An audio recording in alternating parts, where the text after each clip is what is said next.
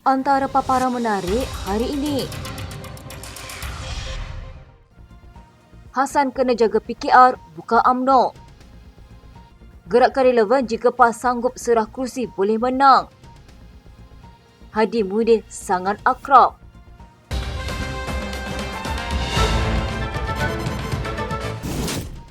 Ahli Parlimen Pasir Gudang, Hassan Karim disifatkan lebih sudu dari kuah apabila mengkritik kepimpinan parti lain.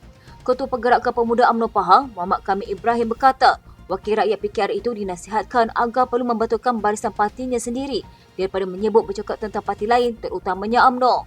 Hassan dalam kenyataannya baru-baru ini yang meminta parti UMNO menggantikan presidennya Datuk Seri Dr. Ahmad Zahid Hamidi. Katanya, saya harap Ahli Parlimen Pasir Gudang dari Pakatan Harapan ini lebih sedar diri kalau nak bercakap soal Presiden UMNO itu sendiri. Jangan nak lebih sudu dari kuah bercakap soal kepimpinan orang lain kalau diri sendiri itu tidak betul. Lebih baik dia ni tengok sendiri gelagak pemimpin dari PH yang kebanyakannya mengeluarkan kenyataan sembrono yang banyak menyakitkan hati rakyat. Mengulas lanjut, kami berkata, seperti yang terjadi baru-baru ini apabila Ahli Parlimen beruas, yang Koham dikatakan cuba masuk campur dalam urusan perlembagaan syariah di bawah agama Islam.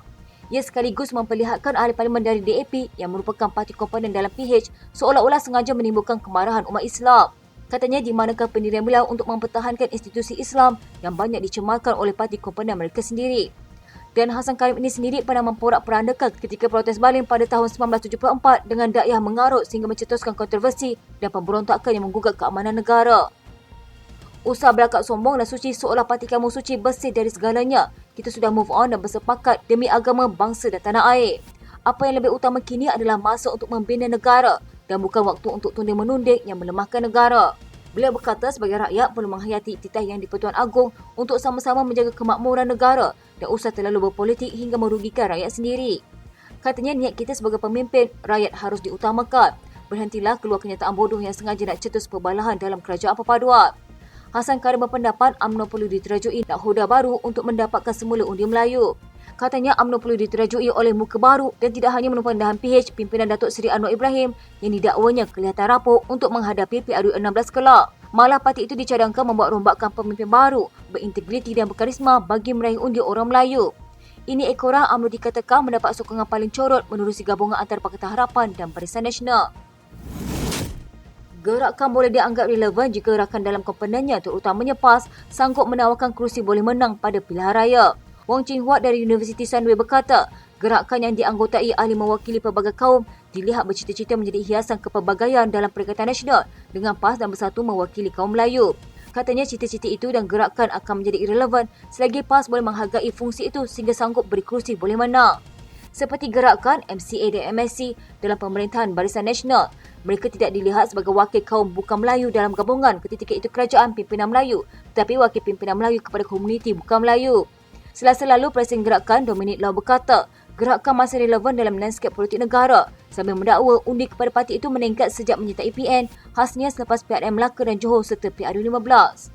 Gerakan mentadbir Pulau Pinang dari 1969 hingga 2008 ketika menganggotai Barisan Nasional, tetapi ia kehilangan negeri itu kepada DAP yang ketika itu sebahagian daripada Pakatan Rakyat pada PRU 2008. Selepas prestasi buruknya pada PRU 2018 dan susulan kejatuhan kerajaan BN buat julung kali dalam sejarah negara, gerakan meninggalkan BN pada Jun 2018 dan Februari 2021 ia menyertai PN. Sementara itu, Lau Ziwei dari Universiti Islam Antarabangsa Malaysia berkata, gerakan perlu mendampingi Bersatu dan PAS bagi menjamin kelangsungan politik parti itu. Katanya, misalnya MCA menang kursi di Melaka dan Johor, namun ia tidak bermaksud undi diberi kepada parti itu, tetapi lebih kepada BN atau UMNO, khususnya di kalangan pengundi Melayu. Sama juga gerakan pada hari ini, undi maupun kursi dimenanginya adalah berlandaskan sokongan kepada Bersatu maupun kepada PAS. Isu dari Institut Hal Ehwal Antarabangsa Singapura pula berpendapat, Lau bersifat terlalu optimistik apabila mengatakan undian kepadanya semakin meningkat. Katanya, sejujurnya ia gerakan parti sama sekali tidak relevan lagi. Timbalan Presiden PAS Tuan Ibrahim Tuan Man mendakwa hubungan Hadi Awang dan Widya Yassin sangat akrab walaupun kabar angin mengatakan kedinginan antara mereka mungkin menjejaskan kelangsungan Perikatan Nasional. Tuan Ibrahim turut menjelaskan tidak timbul soal sama ada mahu mengekalkan Muhyiddin iaitu pengurusi PN atau mengangkat naib Presiden PAS Ahmad Samsudin Mokhtar sebagai calon Perdana Menteri. Nama Samsudin juga Menteri Besar Terengganu dan Ahli Parlimen Kemaman diuang-uangkan berpotensi menjadi calon Perdana Menteri apabila PN membentuk kerajaan dan perkara ini turut diakui Muhyiddin. Katanya, hubungan antara Muhyiddin dan Hadi sangat akrab, Bahkan kami baru saja mengadakan mesyuarat Majlis Tertinggi PN dan Tuan Guru Presiden Hadi selalu berjumpa dan berbincang dengan Muhyiddin.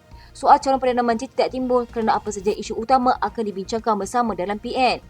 Hubungan dengan itu antara lainnya berkaitan kegagalan PAS menampilkan Samsudi sebagai calon Perdana Menteri selepas Muhyiddin tidak meneruskan hasrat berundur pada pemilihan parti tahun ini.